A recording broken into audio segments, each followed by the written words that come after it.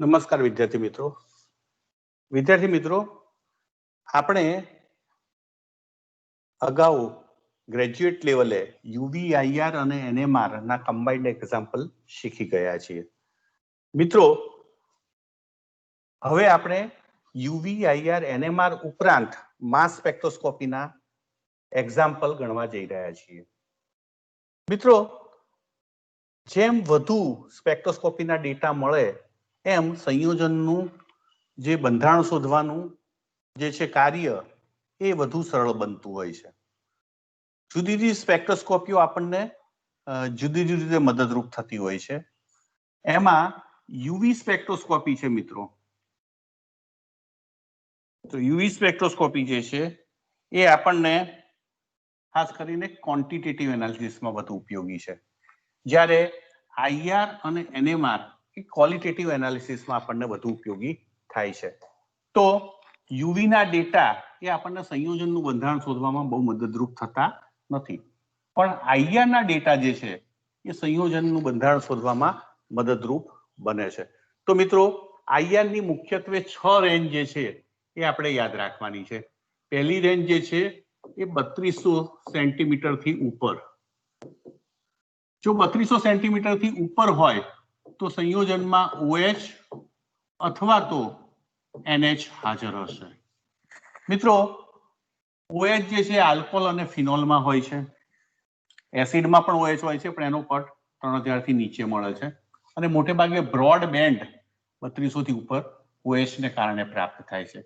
NH જે છે એ primary અને સેકન્ડરી એમાઇનમાં હોય છે જો મિત્રો પ્રાઇમરી એમાઇન હોય સંયોજનમાં તો 2 બેન્ડ મળે છે જ્યારે સેકન્ડરી એમાઇન હોય તો એક પટ મળે છે ટર્શરી એમાઇન આ પટ આપતો નથી બીજો વિસ્તાર જે છે એ 2100 થી 2300 ની વચ્ચે મિત્રો 2100 થી 2300 ની વચ્ચે જો બેન્ડ મળતો હોય તો એ C ટ્રિપલ બોન્ડ C અથવા તો C ટ્રિપલ બોન્ડ N એટલે કે આલ્કાઇન અથવા તો નાઇટ્રાઇલ ને કારણે મળે છે મિત્રો ત્રીજું અગત્યનું રેન્જ જે છે એ કાર્બોનિલ સમૂહ માટે છે એટલે કે 1650 થી લઈ અને 1800 ની વચ્ચે જો સ્ટ્રોંગ બેન્ડ મળતો હોય તો એ કાર્બોનિલ સમૂહને કારણે હોય છે મિત્રો કાર્બોનિલ સમૂહ જુદા જુદા વિસ્તારમાં બેન્ડ આપતા હોય છે એ પૈકી 3 વિસ્તાર ખાસ અગત્યના છે 1650 થી 1680 ની વચ્ચે લગભગ બેન્ડ મળતો હોય તો એ એમાઇડ ને કારણે હોય જો 1690 થી 1760 ની વચ્ચે બેન્ડ મળતો હોય તો એ એસિડ એસ્ટર આલ્ડીહાઇડ અને કીટોન એસિડ મીન્સ COOH એસ્ટર એટલે COOR CHO એટલે કે આલ્ડીહાઇડ અને COR એટલે કે કીટોન તો કીટોન આલ્ડીહાઇડ એસિડ અને એસ્ટર ચારે 1690 થી 1760 થી જો મિત્રો 1800 ની આસપાસ 1800 થી ઉપર બેન્ડ મળતો હોય તો એ COCl ને કારણે એટલે કે એસિડ ક્લોરાઇડ ને કારણે મળતો હોય છે તો આ મિત્રો 1650 થી 1800 ની વચ્ચે આપણને કાર્બોનિલ સમૂહની હાજરી ખાસ જાણવા મળે છે ત્યારબાદ ચોથો વિસ્તાર જે છે મિત્રો એ એરોમેટિક રિંગ માટેનો છે મિત્રો 3 વિસ્તારમાં 3000 થી 3100 ની વચ્ચે પછી 1450 થી 1650 ની વચ્ચે અને 600 થી 900 ની વચ્ચે એમ 3 વિસ્તારમાં બેન્ડ મળતા હોય તો ખાસ કરીને 3000 થી 3100 ની વચ્ચે ARS સ્ટ્રેચિંગ 1450 થી 1600 ની વચ્ચે C double bond C aromatic stretching અને 600 થી 900 ની વચ્ચે ARH બેન્ડિંગ એટલે સમતલની બહાર થતા આઉટ ઓફ પ્લેન નમન આંદોલનોને કારણે આ પટ મળે છે તો જો આ હોય તો હંમેશા એરોમેટિક રિંગ હોય છે મિત્રો અહીંયા ખાસ કરીને 600 થી 900 વાળો જે વિસ્તાર જે છે એ 600 થી 900 ના વિસ્તારમાં એક બેન્ડ બે બેન્ડ કેટલા બેન્ડ મળે છે અને કયા વિસ્તાર મળે છે એના આધારે ઓર્થો, મેટા, પેરા કે મોનો વિસ્થાપિત છે એ આપણે નક્કી કરી શકીએ છીએ. પાંચમો વિસ્તાર જે છે મિત્રો એ જો 1700 થી 1800 ની વચ્ચે અને 1800 થી 1900 ની વચ્ચે એમ બે બેન્ડ મળતા હોય તો એ એનહાઇડ્રાઇડ સમૂહની હાજરી સૂચવે છે. તો એનહાઇડ્રાઇડ સમૂહ મિત્રો અહીંયા ખાસ 1700 અને 1800 ની રેન્જમાં એમ બે બેન્ડ આપે છે. છઠ્ઠું છે જો 1300 થી 1400 અને 1400 થી 1500 એમ બે બેન્ડ મળતા હોય સ્ટ્રોંગ તો એ NO2 સમૂહની હાજરી સૂચવે છે મિત્રો. તો આમ આ 6 વિસ્તાર 3200 થી ઉપર હોય તો OH અને NH, 2100 થી 2300 ની વચ્ચે હોય તો આલ્કાઇન અથવા તો નાઇટ્રાઇલ, પછી ત્રીજું જે છે કાર્બોનિલ સમૂહની હાજરી કે જે 1650 થી લઈને 1800 ની વચ્ચે સ્ટ્રોંગ બેન્ડ મળતો હોય. ત્યારબાદ એરોમેટિક રિંગના આપણે વાત કરીએ પ્રમાણે ત્રણેય વિસ્તાર અને ખાસ કરીને NO2 ગ્રુપ અને એનહાઇડ્રાઇડ ગ્રુપ આ બંનેને કારણે પણ આપણને બેન્ડ મળે છે.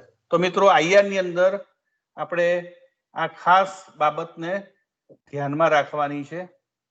હવે મિત્રો એ પછી આપણે આગળ વધીએ છીએ એ NMR બાબતે. તો NMR ની અંદર મિત્રો આપણે શું યાદ રાખીશું? તો NMR આપણને ડેટા આપેલા હોય છે તો વિભેદન ને આધારે તમે ચોક્કસ સમૂહની આગાહી કરી શકો છો. પણ અહીંયા હું માત્ર ડેલ્ટાની વાત કરું છું. તો ડેલ્ટાનું મૂલ્ય જો 9 થી ઉપર હોય તો CHO અને CHH આ બંને સમૂહ હોઈ શકે. CHO મોટે ભાગે 9 થી 10 ની વચ્ચે આપે છે, જ્યારે CHH જે છે 10 થી 12 ની વચ્ચે આપણને બેન્ડ આપે છે. તો આમ ડેલ્ટાનું મૂલ્ય 9 થી ઉપર હોય તો આલ્ડીહાઇડ અથવા તો એસિડ ગ્રુપ હાજર હોય. જો ડેલ્ટાનું મૂલ્ય 6 થી 8.5 ની વચ્ચે હોય ppm તો એ વખતે હંમેશા એરોમેટિક રિંગ સંયોજનમાં હાજર હોવાની શક્યતા છે. તો આ બે વિસ્તાર જે છે બહુ અગત્યના છે. તો એ બે નું ખાસ આપણે ધ્યાન રાખવાનું. મિત્રો NMR પછી આપણે વાત કરીએ માસ સ્પેક્ટ્રા. તો માસ સ્પેક્ટ્રામાં સંયોજનનું બંધારણ શોધ્યા પછી દરેક સંયોજન નું ફ્રેગમેન્ટેશન જે છે તમારે જે મળે છે એ દર્શાવવાના છે. તો અહીંયા મિત્રો આપણે થોડીક વાત IR NMR ના બેઝિક પ્રિન્સિપલ વિશે એ આપણે શીખી ગયા. હવે મિત્રો બીજું એક પણ હું જોડે વાત કરી દઉં છું એ છે નાઇટ્રોજન રૂલ્સ.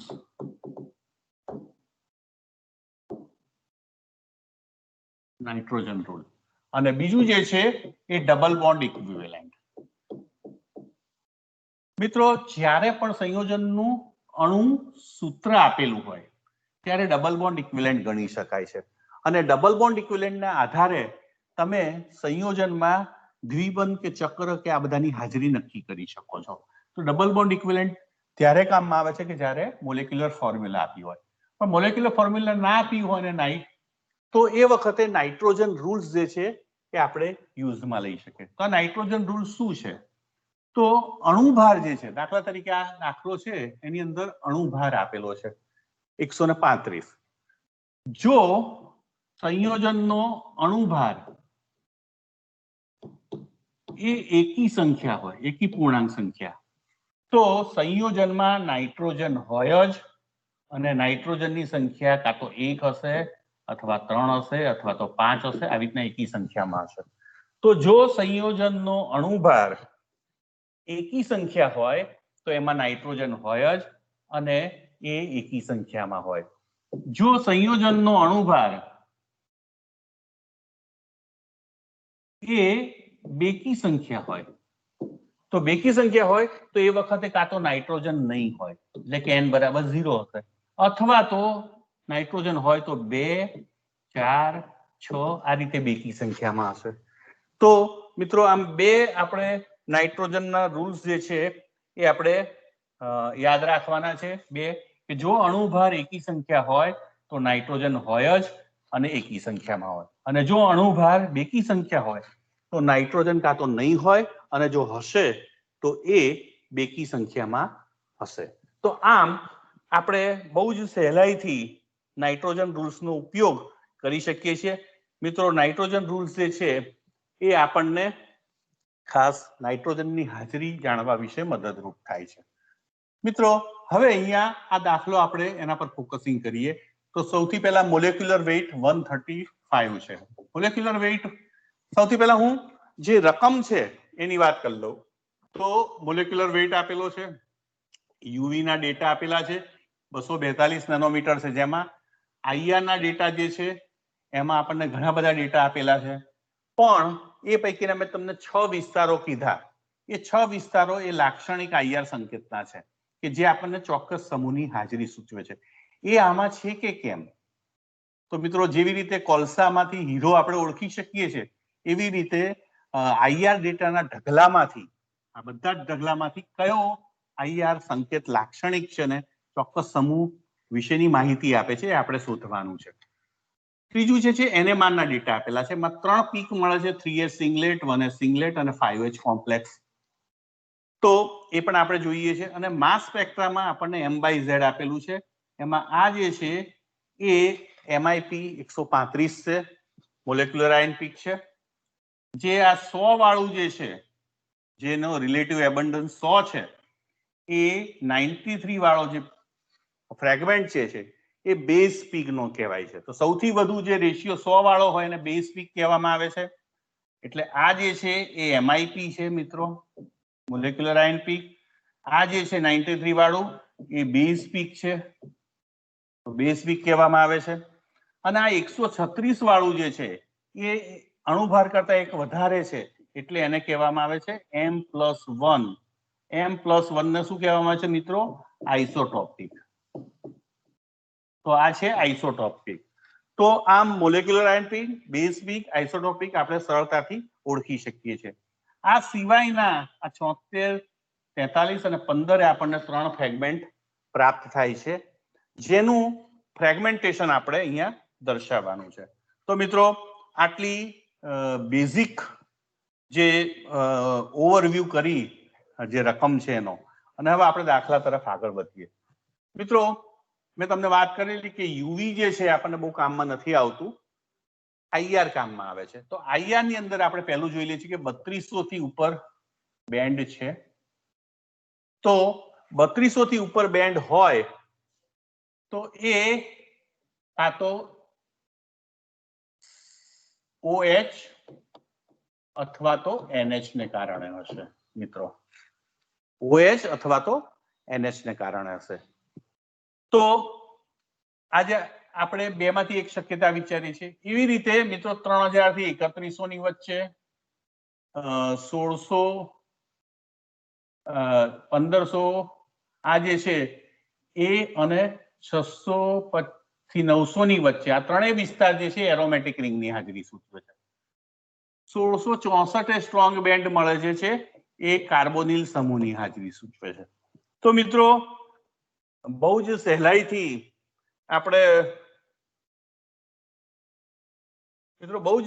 આપણે આ કાર્બોનિલ સમૂહની હાજરી નક્કી કરી શક્યા છીએ. તો 3290 એ આપણને OH કે NH ને કારણે પટ મળે છે એ આપણે વાત કરી. તો આ આપણો લાક્ષણિક આઈઆર સંકેત મેં રાઉન્ડ કર્યા છે, લાક્ષણિક આઈઆર સંકેત છે. તો અહીંયા પણ આ 3000 થી 3100 આ બધા લાક્ષણિક આઈઆર સંકેત છે મિત્રો. હવે એ સિવાયના પીક પર આપણે ધ્યાન નથી આપતા, પણ અહીંયા મને એટલી ખબર પડી કે સંયોજનમાં OH અથવા NH છે, બીજું એરોમેટિક રિંગ છે અને કાર્બોનિલ સમૂહ છે. તો મિત્રો આ 3 નો આપણને ખ્યાલ આવે છે. હવે આટલા વિગતો મેળવી આપણે NMR ડેટા ઉપર જઈએ. તો મિત્રો NMR ડેટામાં મેં તમને વાત કરેલી એ પ્રમાણે 9 થી ઉપર કોઈ પીક છે તો નથી અહીંયા. જો 9 થી ઉપર પીક ના હોય તો CHO અને CHH ગ્રુપ ના હોય.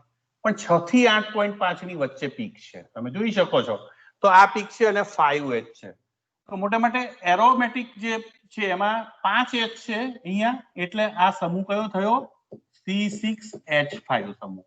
C6H5 એટલે મોનો વિસ્થાપિત બેન્ઝીન રિંગ, એક વિસ્થાપન થયેલું હોય.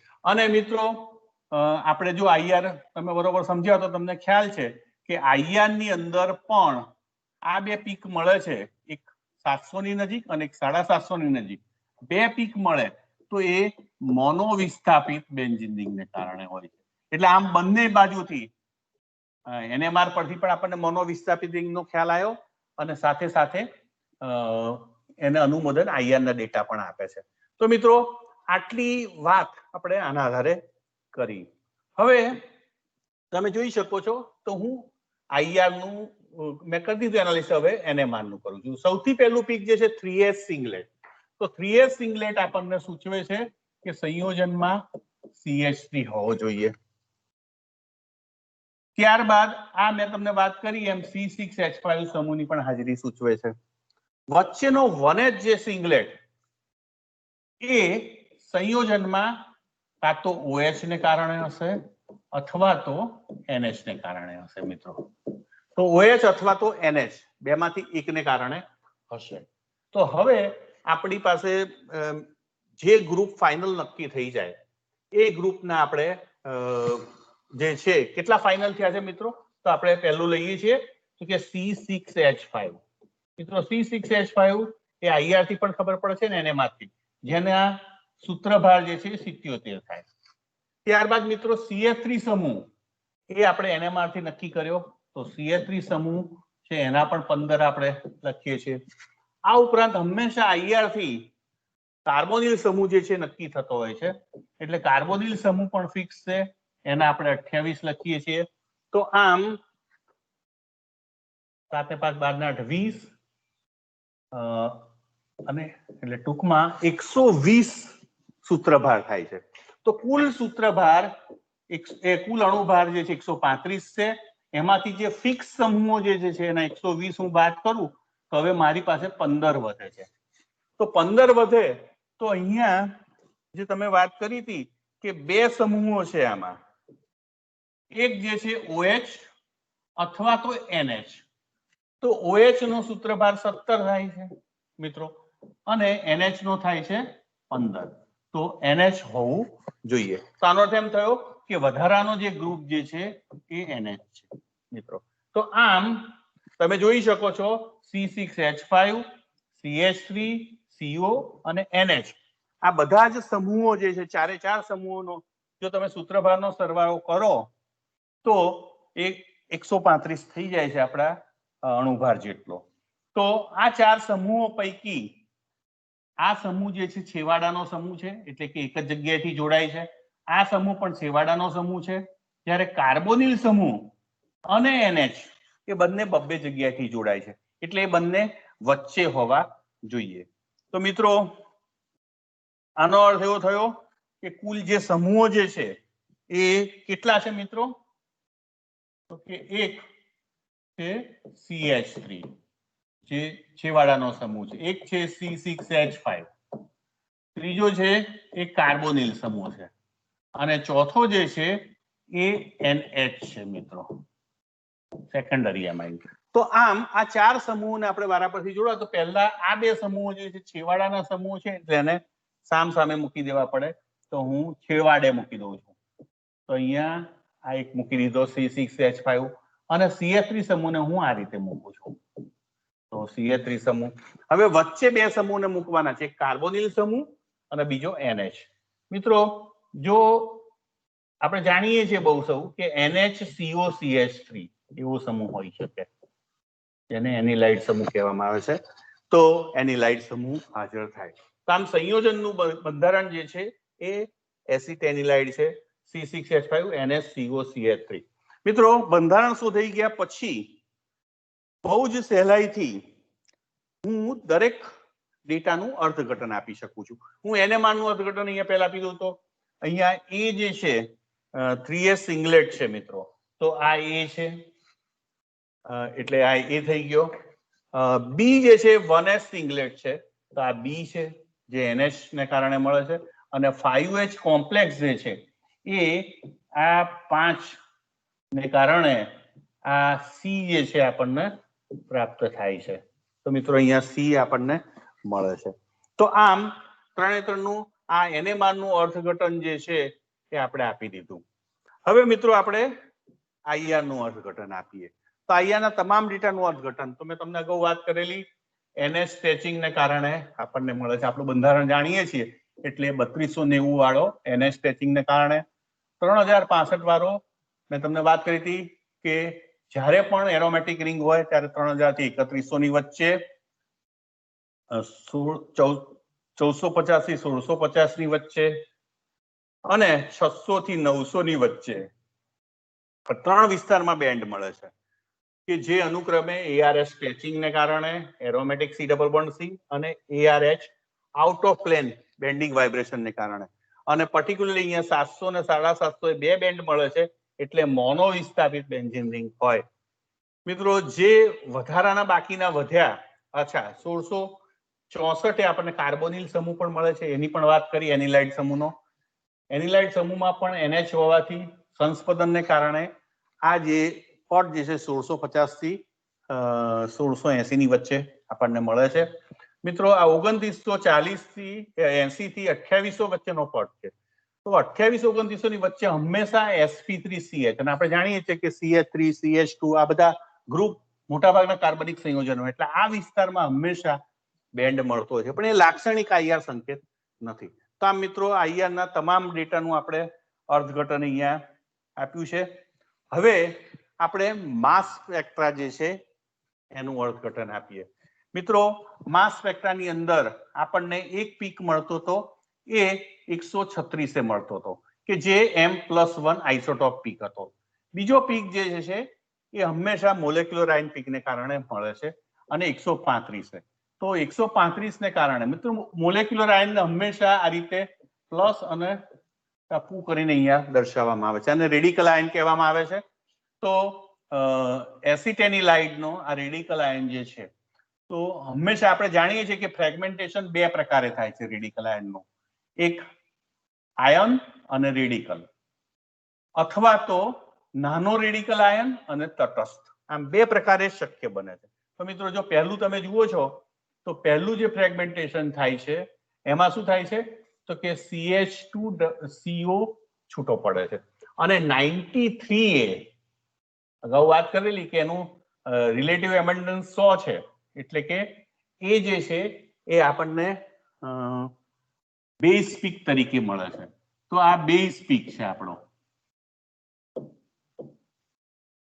અચ્છા, તો આનો મોલેક્યુલર વેઇટ જે છે 93A આપણને મળે છે અને આ તટસ્થ અણુ છૂટો પડે છે. તો આમ નાનો રેડિકલ આયન તમે જોઈ શકો છો, આ રેડિકલ આયન છે, તો નાનો રેડિકલ આયન અને તટસ્થ મળે છે.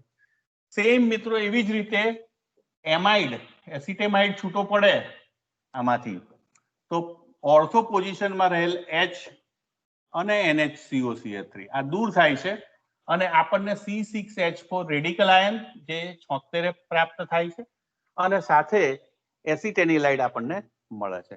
તો મિત્રો આ એક ફ્રેગમેન્ટેશન. બીજું ફ્રેગમેન્ટેશન અહીંયા તમે જોઈ શકો છો, તો એમાં તમે જુઓ છો કે આ C6H5NH, તો આ જે છે રેડિકલ છે, જ્યારે CH3CO+ 43 જે મળે છે એ આયન છે. તો આમ આ રેડિકલ આયનમાંથી આ આયન અને આ રેડિકલ કોઈ દિવસ પીક આપતો નથી. હંમેશા પીક કોણ આપે છે? રેડિકલ આયન અથવા તો પોઝિટિવ આયન, જેને કેટાયન કહે છે. તો આ 43 આનો પીક મળે છે. મિત્રો એનું આગળ કાર્બન એમાંથી CO દૂર થાય છે તટસ્થ તરીકે, તો એનું માંથી મિથાઇલ કાર્બોકેશાયન પ્રાપ્ત થાય છે. મિત્રો CH3CO જે છે એ કેટાયન છે, તો કેટાયન નું હંમેશા વિઘટનથી નાનો કેટાયન અને તટસ્થ અણુ હંમેશા મળતા હોય છે. તો આમ આ ફ્રેગમેન્ટેશન જે છે એ કાર્બોનિલ સમૂહનું જે છે, સોરી એસિટેનિલાઇડનું, એ આપણે અહીંયા દર્શાવ્યું. મિત્રો હવે આપણે માસનું ઇન્ટરપ્રિટેશન પ્રોપર જોઈએ તો 136 વાળો જે આપણને અણોતો એ M+1 આઇસોટોપ પીક હતો મિત્રો. હંમેશા M+1 આઇસોટોપ પીક જે છે એક એનું પ્રમાણ જે છે એનું ઇન્ટેન્સિટી એ હંમેશા મોલેક્યુલર આયન પીક જે છે એની સાપેક્ષે નક્કી કરવામાં આવતી હોય છે. તો આ મોલેક્યુલર આયન પીક છે. જો M+2 હોય તો આના આધારે મોટેભાગે M+ પીકના આધારે આપણને કાર્બનની સંખ્યા મળતી હોય છે. તો M+1 પીક જે છે એની ઇન્ટેન્સિટી એમના સાપેક્ષે ભાગ્યા 1.1 કરો તમે તો અંદાજિત કાર્બનની સંખ્યા આનાથી પ્રાપ્ત થાય છે. મિત્રો 135 આપણને જે પીક મળે છે MIP એ મોલેક્યુલર જે વેઇટ જે છે અહીંયા એ ઓડ સંખ્યા છે એટલે કે એકી સંખ્યા છે. તો એ દર્શાવે છે કે according to nitrogen rules nitrogen must be present. તો નાઇટ્રોજન હોવો જોઈએ. તો 93 આપણને જે પીક મળે છે એ મેં તમને વાત કરી કે CH2CO તટસ્થ અણુના લોસ થી આપણને નાનો રેડિકલ આયન મળે છે અને એનું ઇન્ટેન્સિટી 100 છે એટલે આ બેઝ પીક છે. મિત્રો ત્યારબાદ 76 CH3CONH2 ના લોસ થી આપણને C6H4+ ના કારણે રેડિકલ આયનને કારણે આપણને પીક મળે છે. એવી રીતે CH3CO+ ના કારણે 43 અને CH3 રેડિકલના કારણે 50 આપણને પીક પ્રાપ્ત થાય છે. તો આમ મિત્રો આપણે તમામ ડેટાનું અર્થઘટન જે છે એ આપણે અહીંયા કર્યું. મિત્રો હવે આપણે બીજો એક્ઝામ્પલ લઈએ. 74 મોલેક્યુલર વેઇટ છે. મિત્રો મોલેક્યુલર વેઇટ 73 હોય તો તમે જોઈ શકો છો કે અણુભાર જે છે બેકી સંખ્યા છે. એટલે according to nitrogen rules nitrogen must be absent or present in even number. એટલે કે નાઇટ્રોજન કાં તો 0 હશે અથવા તો 2, 4, 6 એ રીતે સંખ્યામાં હશે. તો અહીં આપણે એ વાતને ધ્યાનમાં. હવે આપણે બધા ડેટાનો ઓવરવ્યુ કરી લઈએ. તો યુવી માં કોઈ 220 થી ઉપર આપણને પીક મળતો નથી એટલે કે ક્રોમોફોરિક સમૂહની હાજરી નથી એવું આપણે કહી શકીએ. આઈઆર ની અંદર આપણને પીક મળે છે. તો અહીંયા 3485 એ પીક મળે છે પણ બહુ જ વીક છે. મોટે ભાગે જે 3200 થી ઉપર OH અને NH2 ના પીક મળે જે છે એ કેવા હોય છે બ્રોડ અથવા તો સ્ટ્રોંગ હોય છે પ્રમાણમાં. એટલે બહુ વીક જે છે જ્યારે હોય પીક ત્યારે એને કન્સિડર કરવાનું નહીં. એટલે અહીંયા આપણે જોઈ શકીએ છીએ કે 1745 આપણને સ્ટ્રોંગ બેન્ડ મળે છે કે જે કાર્બોનિલ સમૂહની હાજરી સૂચવે છે મિત્રો. તો કાર્બોનિલ સમૂહની હાજરી સૂચવે છે. અચ્છા મિત્રો આ ઉપરાંત બીજું કોઈ એટલે કે 3200 થી ઉપર પીક છે પણ બહુ જ વીક છે. 2100 થી 2300 ની વચ્ચે પણ પીક નથી એટલે C triple bond C triple bond N નથી. કાર્બોનિલ સમૂહ ધરાવતો પીક છે 1745 એ આપણને કાર્બોનિલ સમૂહની હાજરી સૂચવે છે. જ્યારે એરોમેટિક રિંગ પણ અહીંયા નથી કારણ કે 3000 થી 3100 ની વચ્ચે બેન્ડ નથી. 1450 થી 1650 અને 600 થી 900 ની વચ્ચે એવા 3 વિસ્તારમાં બેન્ડ નથી. મિત્રો આમે ત્યાંનો અણુભાર ઓછો છે એટલે એરોમેટિક રિંગ હોવાની શક્યતા ઓછી છે. પણ તેમ છતાં NMR માં 6 થી 8.5 ડેલ્ટાના મૂલ્ય જો મળતું હોય તો એરોમેટિક રિંગ હોઈ શકે. પણ અહીંયા એવો વિસ્તાર નથી. માત્ર 2 જ પીક મળે છે 3.60 મેક્સિમમ. એટલે અહીંયા CHO COOH કે એરોમેટિક રિંગ આ ત્રણેયમાંથી એકે નથી. હવે મિત્રો NMR નું આપણે અર્થઘટન કરીએ તો તમે અહીંયા જોઈ શકો છો કે NMR માં આપણે રિલેટિવ રેશિયો 1:1 એટલે આ પ્રકારનો પ્રોટોન 1 હશે તો આ 1 હશે, 2 હશે તો 2 હશે અને 3 હશે તો 3 હશે. તો એ રીતે આપણે કન્સિડર કરી શકીએ. તો મિત્રો મોટેભાગે સિંગલેટ જે છે 3H કે 2H કેવી રીતના હોય છે. જો આપણે 3H વાળું લઈએ તો 3H સિંગલેટ સંયોજનમાં CH3 સમૂહની હાજરી સૂચવે છે. એવી રીતે અહીં પણ 3H થાય તો અહીં પણ સંયોજનમાં CH3 સમૂહ થાય. તો આમ 2 CH3 સમૂહ છે પણ બંને સમૂહ કેવા છે જુદા પ્રકારના છે એટલે કે નોન ઇક્વિવેલન્ટ છે. બરાબર. તો આપણે એમ કહી શકીએ. હવે તમે જોઈ શકો છો MS ના ડેટા માસ સ્પેક્ટ્રોસ્કોપીના ડેટા. તો 74 જે છે અણુભાર છે એટલે આ M+1 શિખર થયું એટલે કે આને કહેવામાં છે આઇસોટોપ પીક.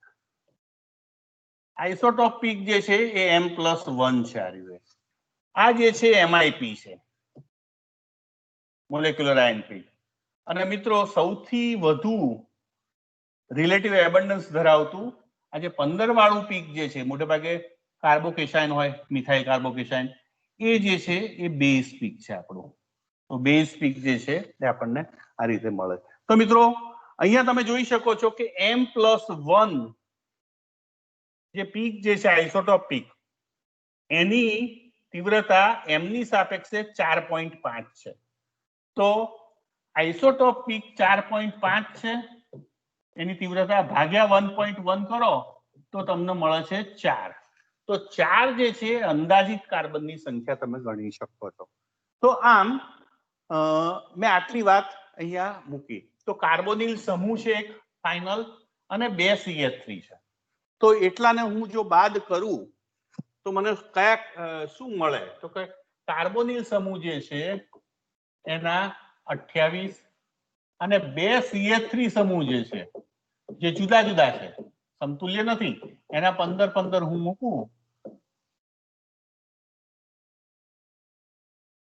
તો અહીંયા થાય છે 58. તો મિત્રો 58 થાય. તો 74 માંથી 58 ને હું બાદ કરું, 74 અણુભાર છે, એમાંથી હું 58 બાદ કરું તો મને 16 વધે છે અને 16 મીન્સ ઓક્સિજન. તો આમ ઓક્સિજન અંદર હશે એટલે કે આ સંયોજન એસ્ટર હોવું જોઈએ. તો મિત્રો અહીંયા આટલી માહિતી સાથે હું સમૂહ જે નક્કી થાય એની વાત કરું તો એક છે CH3, બીજો પણ CH3, બંને સમતુલ્ય નથી, ત્રીજો C ડબલ બોન્ડ O અને ચોથો O. તો મિત્રો આ ચારે સમૂહોને જો હું જોડું તો આ બે સમૂહો જે છે એ કેવા છે?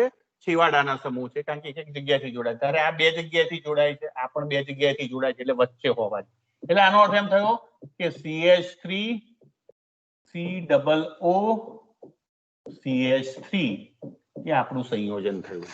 મિત્રો હવે તમે આમાં NMR ડેટાને તમે ઓળખવા પ્રયત્ન કરો અને IR ને પણ આપણે અર્થઘટન કરીએ.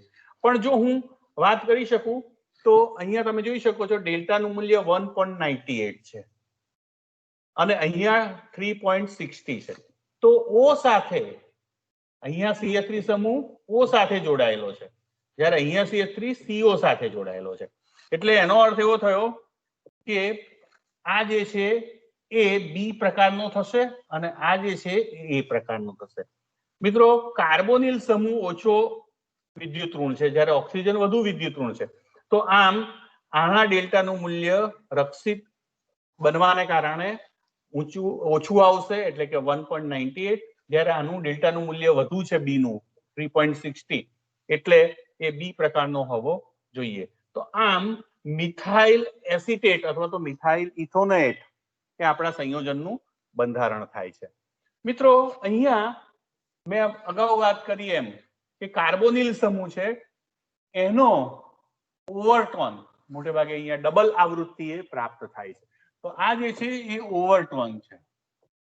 તો IR ના આપણે ઇન્ટરપ્રિટેશન કરીએ તો કાર્બોનિલ સમૂહનો ઓવરટોન એ આપણને અહીંયા ડબલ આવૃત્તિએ પ્રાપ્ત થાય છે કે જે બહુ વીક હોય છે. આ જે છે એ sp3ch મેં તમને વાત કરી કે કોઈ પણ મિથાઇલ એથાઇલ સમૂહ હોય, કોઈ પણ આલ્કાઇલ સમૂહ, તો એને કારણે આપણને CH સ્ટ્રેચિંગના પટ મળતા હોય છે. આ કાર્બોનિલ સમૂહને કારણે છે.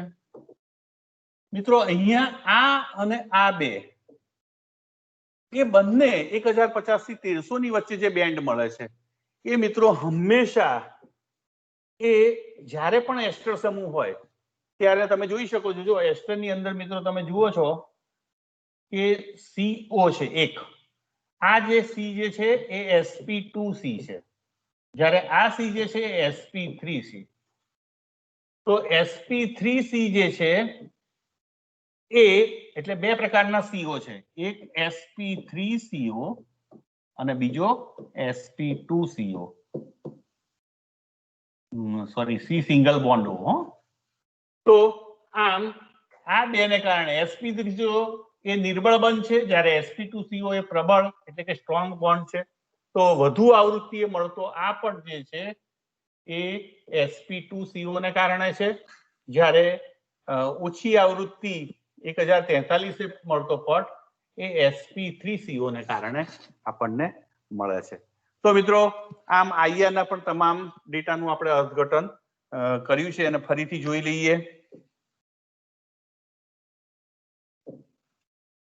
ઓકે, 3485 એ ઓવરટોન ને લીધે આપણને CO સ્ટ્રેચિંગ નો બેન્ડ મળે છે. મેં વાત કરી એ પ્રમાણે sp3ch કાર્બોનિલ સમૂહને કારણે આ બેન્ડ છે, અને આ જે છે sp2co ને કારણે અને ઓછી આવૃત્તિ વાળો sp3co ને કારણે. તો જ્યારે પણ એસ્ટર સમૂહ હોય ત્યારે બે CO sp2co અને sp3co એમ બે આપણને બેન્ડ મળતા હોય. તો આમાં IR અર્થઘટન જે છે એ બહુ સહેલાઈથી આપણે નક્કી કરી શકીએ છીએ. મિત્રો ત્યારબાદ ફ્રેગમેન્ટેશન એટલે કે માસ સ્પેક્ટ્રોસ્કોપીનું પણ ઇન્ટરપ્રિટેશન આપણે જોઈ લઈએ. માસ સ્પેક્ટ્રોસ્કોપીની અંદર આપણને 74, 59 ને 43 ને 15 એમ 4 પીક મળતા હતા. પાંચમું જે છે MIP છે. તો મેં તમને વાત કરી M+1 શિખર, એની તીવ્રતા 4.5 હતી, એને 1.1 વડે ભાગીએ તો 4 કાર્બન આવતા હતા. તો તમે અહીંયા અંદાજિત કાર્બનની સંખ્યા જે છે એ 4 ગણી શકો. 4 થી વધુ ના હોય કોઈ દિવસ. મિત્રો અહીંયા 74 વાળો મોલેક્યુલર આયન પીક છે, અને મોલેક્યુલર આયન પીક જે 74 જે છે એ બેકી સંખ્યા છે, અને તમે જોઈ શકો છો કે નાઇટ્રોજન સંયોજનમાં નથી.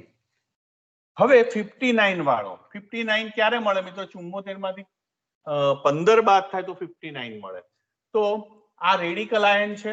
રેડિકલ આયન માંથી હંમેશા શું મળે? આયન અને રેડિકલ, અથવા તો નાનો રેડિકલ આયન અને તટસ્થ અણુ. તો અહીંયા આપણને મળે છે, તમે જોઈ શકો છો પોઝિટિવ ચાર્જ ધરાવતો આપણને રેડિકલ મળે છે, આયન મળે છે, અને મિથાઇલ રેડિકલ આપણને પ્રાપ્ત થાય છે. તો M/Z 59 આપણને પીક મળે છે. ત્યારબાદ જો ફ્રેગમેન્ટેશન આ રીતે થાય, એક ફ્રેગમેન્ટેશન અહીંયા જે આમ મળ્યું એ અહીં બ્રેકઅપ થવાથી મળે છે. જો બ્રેકઅપ જે છે એ મિત્રો અહીંથી થાય, આ બી પ્રકારે થાય, તો આપણને આ મળે છે CH3CO+, અને એ M/Z 43 મળે છે, અને મિથોક્સી મુક્ત મૂલક છૂટો પડે છે. મિત્રો આ પોઝિટિવ કાર્બોકેશાઇન જે છે CH3CO+, એનું આગળ મિથાઇલ અને કાર્બન મોનોક્સાઇડમાં ફ્રેગમેન્ટેશન થાય છે, અને આ M/Z 15 આપણને મળે છે. આ 15 મળતો જે પીક જે છે 100 ઇન્ટેન્સિટી ધરાવે છે, 100%, એટલે એ બેઝ પીક હોય છે. તો આમ મિત્રો બહુ સહેલાઈથી આપણે તમામ પીક્સનું અર્થઘટન જે છે એ આપણે કર્યું. તો 59 વાળો એ તમને વાત કરીએ પ્રમાણે આને કારણે મળે છે, 43 વાળો આને કારણે મળે છે, અને 15 વાળો મિથાઇલ સમૂહ કાર્બોકેશાઇનને કારણે આપણને પ્રાપ્ત થાય છે. તો મિત્રો અહીંયા મિથાઇલ ઇથોનેટ નું આપણે બંધારણ જોયું. મિત્રો આપણે બીજો એક વધારાનો દાખલો ગણીએ. અહીંયા આપેલું છે મોલેક્યુલર ફોર્મ્યુલા C15H14O. મિત્રો જ્યારે પણ molecular formula double bond equivalent ગણી શકાય છે. કયા સૂત્રની મદદથી? 2A+2 divided 2A+2 minus D આપણે B-D 2A+2 B-D ભાગ્યા 2.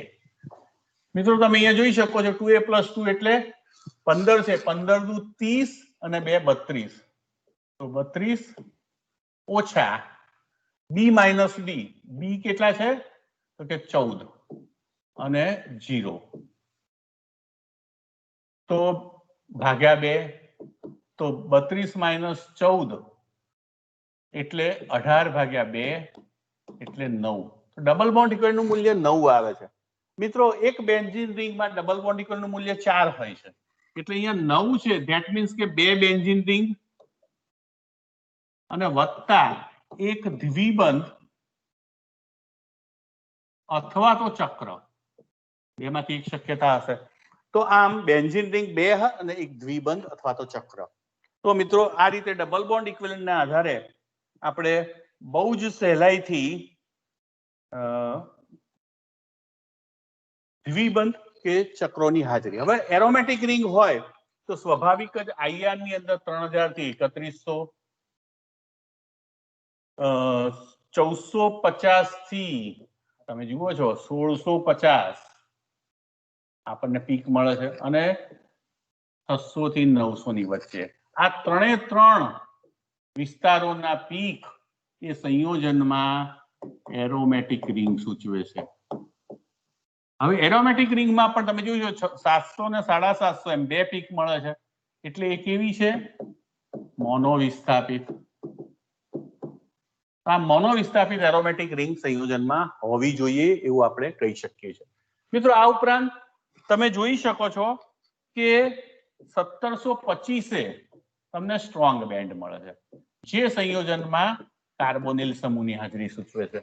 તો મિત્રો 3200 થી ઉપર કોઈ બેન્ડ નથી, એટલે OH અને NH ગેરહાજર.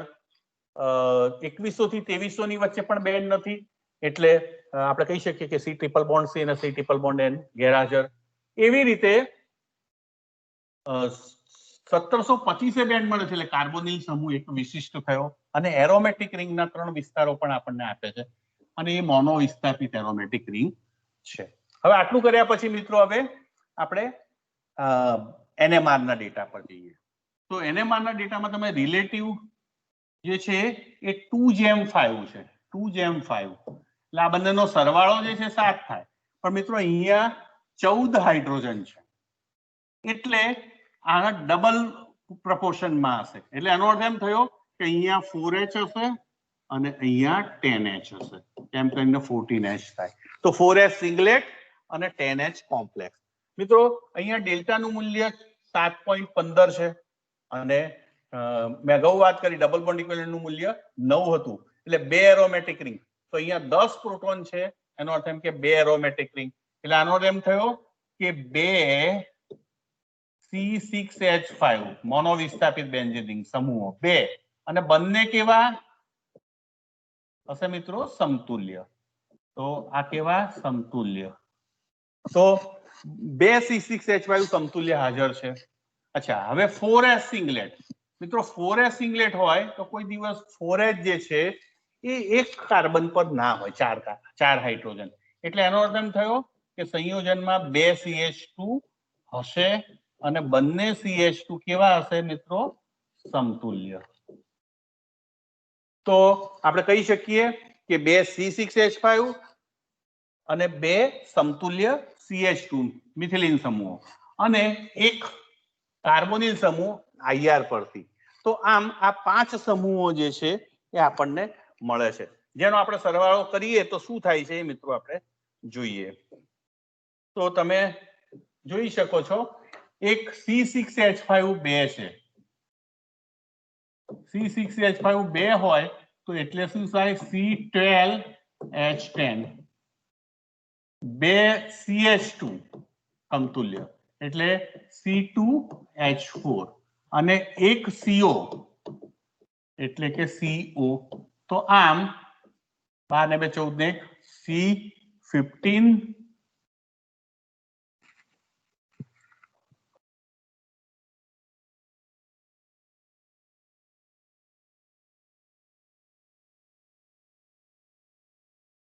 અચ્છા મિત્રો આમ C15 H14O પૂરું થઈ જાય છે, તો અણુસૂત્ર જેટલું જ થઈ જાય છે. તો આટલા સમૂહો 5 સમૂહો સંયોજનમાં હાજર થાય. જો 2 C6H5 ને સરખા કરવા હોય તો મારે બંને છેવાડાના સમૂહ તરીકે મૂકવા પડે. તો CH2 એક અહીંયા મૂકવાનો, બીજે CH2 અહીંયા મૂકવાનો.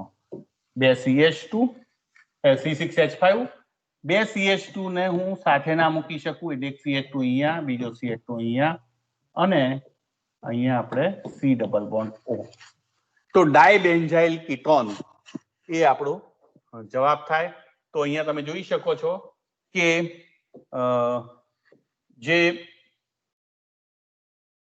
10H કોમ્પ્લેક્સ જે છે એ આને કારણે મળે છે આ 10 પ્રોટોન ને કે 5 આ ને 5 આ એટલે એને આપણે કહીશું બી પ્રકારના પ્રોટોન તો આ બી પ્રકારના પ્રોટોન થયા અને આ ચાર જે છે એ પ્રકારના થયા સિંગલેટ તો આમ NMR ડેટાનું જે અર્થઘટન જે છે એ આપણે આપી દીધું હવે મિત્રો જે માસ સ્પેક્ટ્રામાં જે છે એ 211 M+1 પીક 210 તમે જોઈ શકો છો કે મોલેક્યુલર આયન પીક છે આ ઉપરાંત 119 91 65 અને 39 એમ પીક મળે છે મિત્રો અહીંયા M+1 શિખર જે છે મોલેક્યુલર આપણે આઇસોટોપ પીક એ 17% છે MIP ના એનો અર્થ એમ થયો કે 17 ભાગ્યા 1.1 એટલે જો તમે લગભગ કરો તો 15 આવે તો 15 કાર્બનની સંખ્યા અંદાજિત કાર્બનની સંખ્યા 15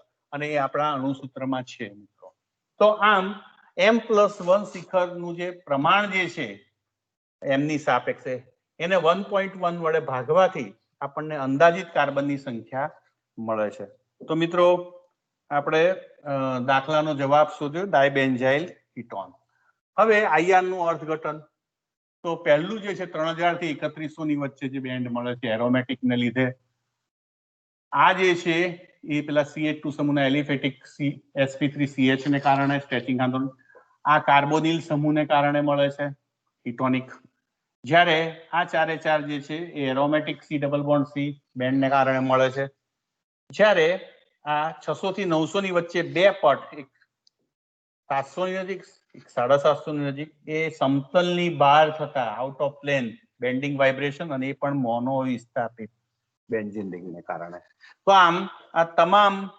પીકનું જે છે એ આપણે અર્થઘટન અહીંયા કર્યું મિત્રો હવે આપણે ફ્રેગમેન્ટેશન જોઈએ તો આ ડાયબેન્ઝાઇલ કીટોન જે છે 210 આપણને પીક આપે છે અને એ નો આ રેડિકલ આયન છે મોલેક્યુલર આયન પીક તો આ છે મોલેક્યુલર આયન પીક એ 210 મળે છે મિત્રો હંમેશા રેડિકલ આયનનું ફ્રેગમેન્ટેશન આયન અને રેડિકલમાં થાય છે તો રેડિકલ છૂટો પડે છે અને આ આયન 119 આપણને પ્રાપ્ત થાય છે તો C6H5CH2CO+ ને કારણે 119 પટ મળે છે મિત્રો તો આ વખતે અહીંથી જેને કહીએ આપણે બ્રેક થાય છે બોન્ડ અને એમાંથી આયન અને રેડિકલ મળે છે મિત્રો જો અહીંથી બ્રેકઅપ થતું હોય તો આપણને બેન્ઝાઇલ કાર્બોકેશાયન મળે છે આ બેન્ઝાઇલ કાર્બોકેશાયન એ ચક્રીયકરણ પામી અને ટ્રોપિલિયમ આયનમાં રૂપાંતરિત થાય છે તો આ બંનેનું અણુસૂત્ર સરખું છે તો M/Z91 એનો પીક મળે છે એ ટ્રોપિલિયમ આયન તો હંમેશા કાર્બોકેશાયન જે છે આ બેન્ઝાઇલ કાર્બોકેશાયન એ ચક્રીયકરણ પામીને સ્થાયી ટ્રોપિલિયમ આયનમાં રૂપાંતરિત થાય છે જે M/, તો હંમેશા એનું ફ્રેગમેન્ટેશન એ 65 ધરાવતા C5H5+ અને C3H3+ એમ બે આયનોમાં રૂપાંતરિત થાય છે તો આમ આ તમામ પીક જે છે એનું આપણે ફ્રેગમેન્ટેશન પણ મિત્રો જોયું તો આમ આપણે આ માસ સ્પેક્ટ્રોસ્કોપીના જે કમ્બાઇન્ડ એક્ઝામ્પલ જે છે UVIR NMR અને માસ સ્પેક્ટ્રાના એના આ પહેલા ભાગમાં આપણે કેટલાક દાખલા જોયા અને ખાસ કરીને IR માં કયા 6 રિજિયન યાદ રાખવા લાક્ષણિક IR સંકેતના એવી રીતે NMR માં આપણે શું યાદ રાખવું અને કેવી રીતે સિસ્ટેમેટિક રીતે દાખલા ગણવા એનું બંધારણ સુધી પહોંચવું અને બંધારણ સુધી પહોંચ્યા બાદ જે માસ સ્પેક્ટ્રા જે છે એના દરેકે દરેક શિખરનું પીકનું અર્થઘટન જે છે એ કેવી રીતે અપાય અને ફ્રેગમેન્ટેશન કેવી રીતે થાય છે આ તમામ વસ્તુઓ આપણે દર્શાવવી પડતી હોય છે તો ફરીથી UVIR NMR માસ સ્પેક્ટ્રોસ્કોપીના જે કમ્બાઇન્ડ એક્ઝામ્પલ જે છે એના બીજા ભાગમાં સત્વરે મળીશું. ત્યાં સુધી રજા આપશો. નમસ્કાર.